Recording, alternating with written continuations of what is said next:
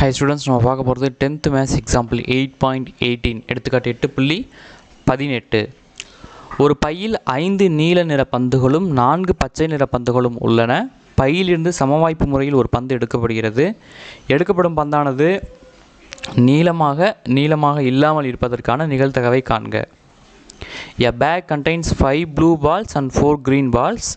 A ball is drawn at random from the bag. Find the probability that the ball drawn is blue, not blue. 2 question நம்மள்ட்ட கேட்டிருக்காங்க. சரியா? இப்போது நம்மக்கிட்ட total number of possible outcomes n(s) கூறுவழி எத்தனை இருக்குதுன்னு பார்க்கணும். கூறுவழி எத்தனை இருக்குது? 5 நீல நிற பந்துகள், 5 ப்ளூ பால்ஸ் இருக்குது, 4 க்ரீன் பால்ஸ் இருக்குது. ஸோ 5 4 கூட்டினா 9.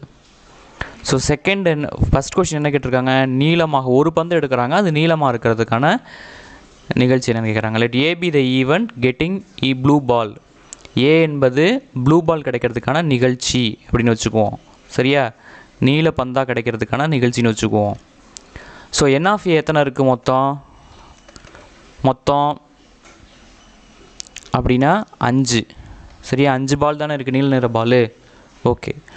Probability that the ball drawn is blue. எடுக்கப்படும் பந்து நீல நிற பந்தாக இருப்பதற்கான நிகழ்தகவு P(a). சரியா? ஸோ P(a) அப்படிங்கிறதுக்கு ஃபார்முலா என்ன? n(a) divided by n(s). n(a) தான் எவ்வளோ தெரியும் நம்மளுக்கு? 5 தெரியும். n(s) வந்து 9 தெரியும். சரியா? ஸோ ரெண்டாவது என்ன கொஷின் கேட்டிருக்காங்கன்னா, நீளமாக இல்லாமல் இருப்பதற்கான நிகழ்தகவு என்னன்னு கேட்டிருக்காங்க. ஸோ இந்த மாதிரி கொஷின் ஏங்கிறது என்னென்னு வச்சோம்? ப்ளூ பால், அதாவது நீல நிற பந்து கிடைப்பதற்கான நிகழ்ச்சின்னு வச்சுக்கிட்டோமா? அப்போ A பார் அப்படிங்கிறது என்னென்னா நீளம் அல்லாத பந்து. சரியா? நீளம் இல்லாமல், நாட் ப்ளூ.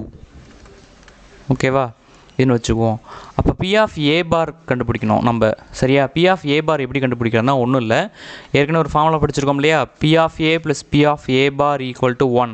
இந்த ஃபார்முலாவில் P(a) பார் மட்டும் வச்சுக்கிட்டு இந்த P(a) ஈக்குவல்ட்டுக்கு அந்த பக்கம் போச்சுன்னா மைனஸாக மாறிடும்.